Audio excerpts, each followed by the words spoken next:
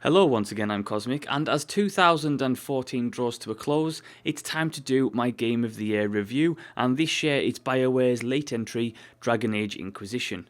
I originally was going to do a review of Inquisition sooner, however I was unable to get a review code pre-release, so I ended up buying the game after release, and then other reviews came along that took priority, so I never quite got round to it. Inquisition is a game that I've been looking forward to with high skepticism for a long time. The Dragon Age franchise, and indeed BioWare in general, have disappointed me greatly in the past, as they have many others. Back when Origins first came out, I was blown away. Sure, the game had many problems and faults, but overall, it was, and still is in my opinion, one of the greatest story RPGs out there. Origins had so much going for it: great story, great lore, and deep characters. However, the standout achievement for the game was that actually BioWare delivered on their promise of making choices have actual consequences in the game, something that for some reason they have struggled to replicate in their games since.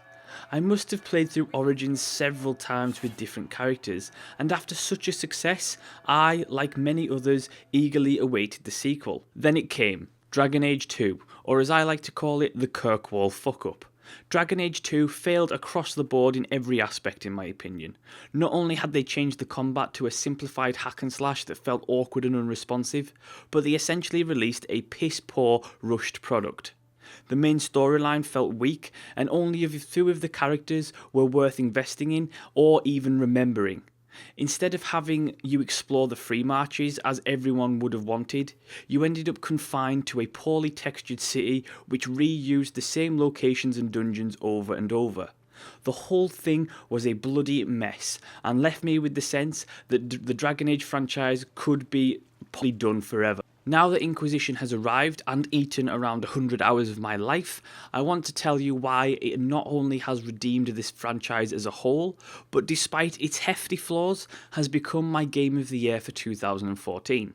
First, let's start with character creation. Similar to Origins, you can choose from 4 different races, including human, Dalish elf, dwarf, and for the first time in a Dragon Age game, Qunari. While I was glad to see the availability of choice return to the character creation, the actual customization is not as deep as I would have liked it to be. On the physical appearance side of things, it isn't too bad, but it lacks the multitude of options that I would have liked to be able to create a truly unique and custom character. I must admit that I was somewhat disappointed with not being able to choose my character's origin story. For example, for the human character, I would have much preferred my human to be of lower class rather than nobility, since I think that a good rags to riches story in the game would have added a certain depth. The premise of Dragon Age Inquisition's story is rather simple. After the events of Dragon Age 2, a full-blown war between mages and Templars erupts. The conflict consumes Thedas and starts amassing civilian casualties. As such, Chantra Divine Justina calls a conclave to initiate peace talks. The conclave explodes, tearing a massive rift in the veil through to the Fade, allowing demons to pour through without the use of possession. Your chosen character alone survives the explosion and is seen physically falling out of the Fade with a magical mark on your hand. You soon discover that you alone have the power to seal the rifts, and with Divine Justina dead, you, Secret Cassandra, Liliana, and former Templar Cullen form the Inquisition to combat the threat of the rifts. In terms of gameplay, movement remains the same as the previous installments, remaining in the third-person camera view. However, the biggest change and biggest surprise for me was how vastly improved the combat mechanics are. BioWare have taken the horrible Dragon Age 2 combat, went back to the drawing board, thrown in some Origins, and delivered combat that's fluid and has fantastic feedback.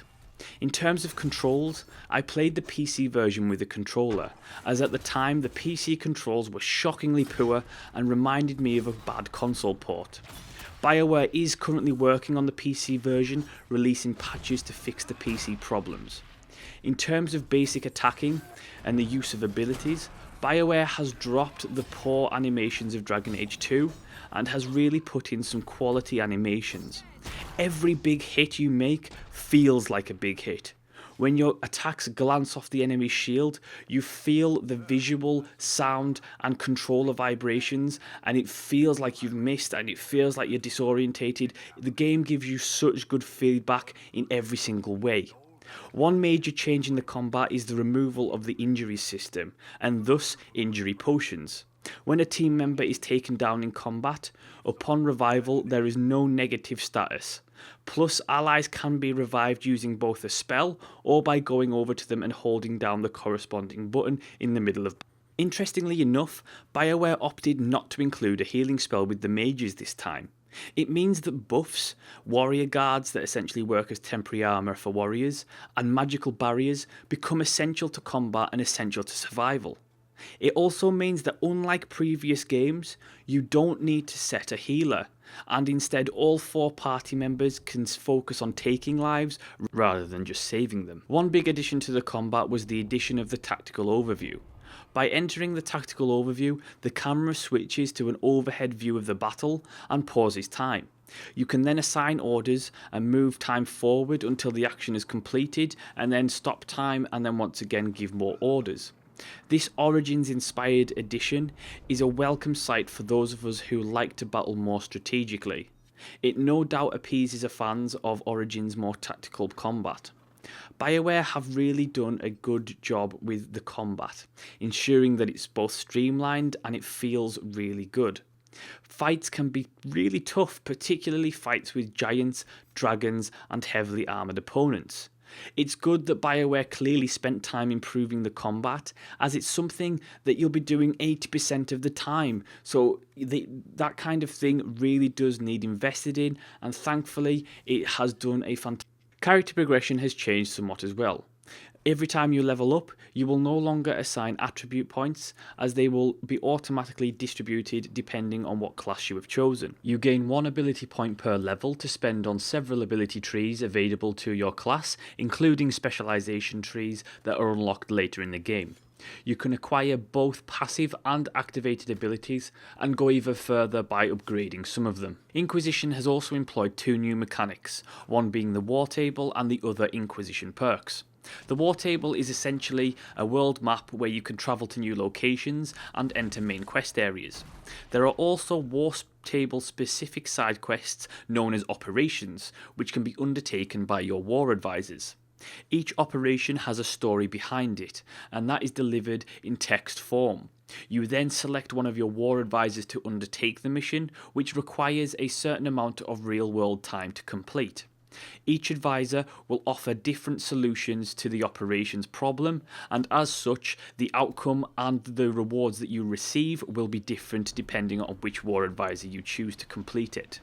Some operations are unlocked by developing relationships with your characters or by in-game events. There are also several operations that have their own respective quest chains, and they will require a significant time investment to complete. The rewards for doing the standoff quests range from crafting materials to recipes to gold, and it all depends on who you choose to do the mission and what outcome you desire. In my opinion, the War Table was a great addition that, however, did not quite meet its true potential. It was a great device for telling stories across Thedas and making the player feel like the world around you was much bigger than it actually was. However, I felt that it could have been done in a better way and a more involving way, and it could have been used to do so much more. For example, should your world state going into Inquisition have Zephyran the Assassin still alive from the previous games, you get an operation where you can help him. I would have liked, upon completion of the operation quest chain, that he would have come to the castle to thank you, join your group, or have him become an Inquisition agent. There are just so many fun things and interactive ways you could have done with the War Table mechanic, and while it is a certainly good mechanic and it's a good starting point for future games, I was ultimately left feeling a little disappointed at how standoff it was, and it was just blatantly used to increase gameplay time and for something to do other than having you being actively involved in it, and I felt that it could have been such a great storytelling device for, especially for side quests and things like that, that I felt like its true potential was missed out this time round. Let's move on to Inquisition Perks. So as you complete quests, operations, main story missions, and gather agents, you earn influence. Upon filling a level of the influence bar, you'll receive a point to place into Inquisition Perks. Inquisition Perks has 4 trees of perks in total that range from combat perks such as having more focus, more potions, etc., to other perks such as discount at merchants. Should you complete a quest that allows you to recruit an agent for the Inquisition, that agent will automatically apply their own special perk, so it's really worth recruiting as many agents as possible, which requires you to scour the world for side quests. The game also boasts a surprisingly good crafting system that is actually meaningful crafting. You can craft both weapons and armour and upgrade each in different ways. Each item you craft requires materials, which usually comes in the form of a combination of animal hides and metals. As you explore the world, you can gather metal from ore deposits and hides from slain creatures, as well as you can gather materials from looting chests and slain enemies. You will find weapon and armour schematics to craft throughout the world, including you'll be able to buy some from certain merchants. The crafting is actually that meaningful in the game that in my first playthrough I actually ended up creating a weapon that beat the stats of the rarest weapons I could find by a long way. Each material has its own personal set of stats that imbues your crafted item in different ways, depending on which slot you use to put it in. There are 3 slots for items: defense, offense, and utility. The higher tier craftable equipment and the rarer schematics will allow you to have a couple of each slot, giving you the ability to craft something truly unique and exceptional. The only issue I had with the crafting was with the schematics, and it was actually the same issue I had with the armor sets in general. There simply wasn't enough of them in the game. In terms of armor, you are very limited to the looks that you can give your character, only really having several looks available to you at any one time.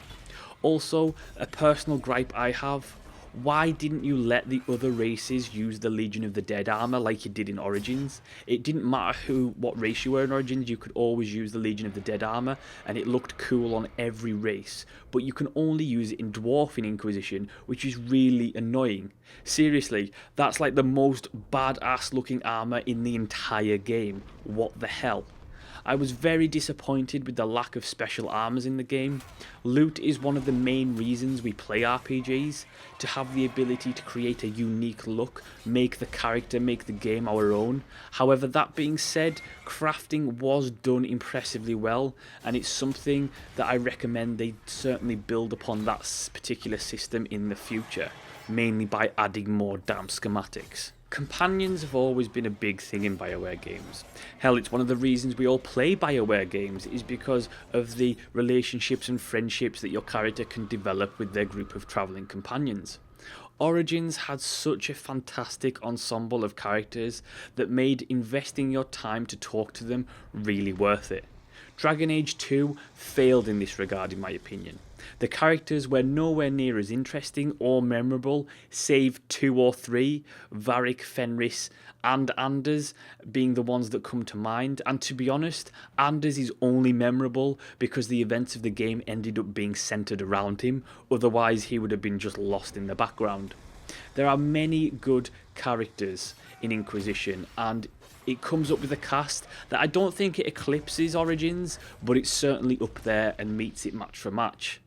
Like, the characters and the backstories here, and I won't spoil them for you, but they are so well done, and I have to say, fair play and well done to Freddie Prinze Jr. for his performance as the Canary Iron Bull, because that was one fantastic voice performance and one well-written character. Instead of having affection meters like the previous games, where you can constantly measure how your companions are feeling about you, as you make choices in the game will actually inform you whether certain characters approve or disapprove, but it never lets you know exactly where you are with them. At the same time, I'm not entirely sure it actually matters. While BioWare claim that should a character become too unhappy with you, they will leave, It must take a hell of an effort because the character Sarah disapproved my entire playthrough and still stuck around. I honestly question if that mechanic is finished or even implemented at this point, or at least does it work how they originally envisioned it? I'm not sure. However, the characters are worth investing in, and as usual, they open up quests the more your friendship grows. In terms of romance, you have options with a good chunk of characters, whether you want your character to be heterosexual, homosexual, or bisexual, it's all there. Myself, none of these sexual preferences mattered to me because I was a Kunari sexual. Iron Bull gave my character the Iron Bull, if you know what I'm saying.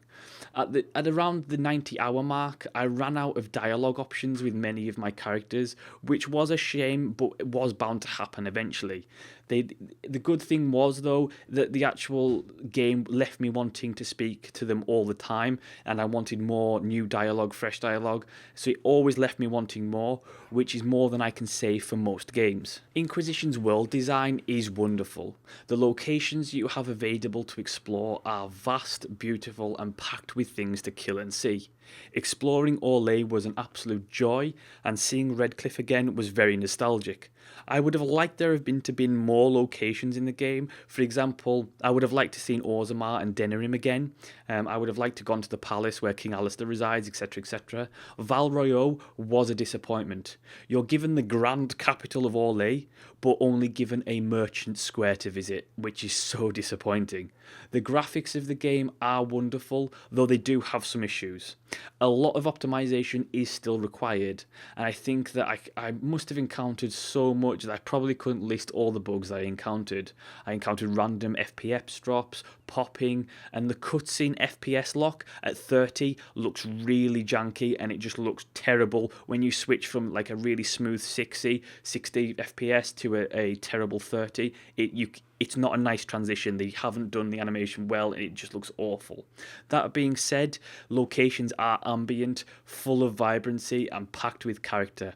Everything looks really, really nice. The character animations, facial animations are all really nice. There's a couple that don't quite match, particularly with Cassandra. She sometimes goes cross-eyed for no apparent reason, but all in all, it's a very, very nice looking game that it doesn't really go wrong in that regard. Now that the majority of the gameplay is covered, and I haven't covered every mechanic in the game, but I've chosen the ones that are the biggest standout points of the game, I'm going to talk about my biggest issue with the game.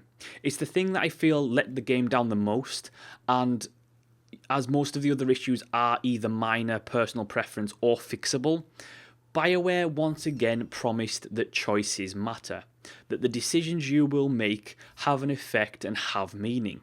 They don't. Now, don't get me wrong, this is no Mass Effect 3. Mass Effect 3 left me wanting to throw my controller through the computer screen. I want to discuss this without giving any story spoilers. However, if I do give away some minor ones, I do apologise in advance, but I will try to avoid it as much as possible. My biggest problem is that for the majority of the game, you're building the Inquisition. You're gathering allies and recruits. However, as far as I can tell, this has actual no consequence whatsoever. So, as a good example of this, take very early on in the game. You have a choice to either ally with the Mages or the Templars. Choosing one will leave you unable to work with the other. Now, take the Templars as a great example. They have been corrupted by Red Lyrium. So if you decide to help, you have to save them. Yet, even if you choose them, you still end up fighting corrupted Templars the rest of the damn game, with not a rebel mage in sight. It has no effect. You end up fighting Templars either way, so what was the point of it? Similarly, you build up your forces in the Inquisition, but it has no actual meaning. You get the same cutscenes whether you spend time building your forces or rush through the main story. Yes, the ending differs in little ways, but I was hoping for more. I was left feeling, I wasn't cheated like in Mass Effect 3, but I was left feeling certainly anticlimactic and a little disappointed. In my opinion, the whole end game, even before the actual ending, the whole build up to the end game was very anticlimactic.